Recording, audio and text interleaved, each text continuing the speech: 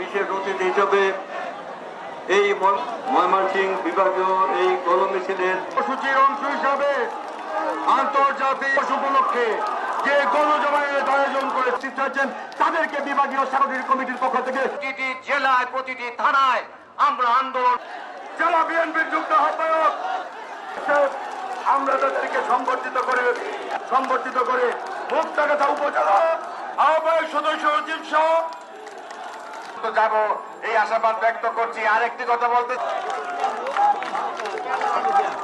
সবাইকে অভিনন্দন জানাই, ধন্যবাদ জানাই। আমাদের সমাবেশে যোগ দিয়েছে, আমরা স্বাগত জানাচ্ছি। ভাইরা আমার একটি বিশাল মিছিল এসেছে, যারা যুবদলের একটি মিছিল এসেছে, ছিল জানান একটি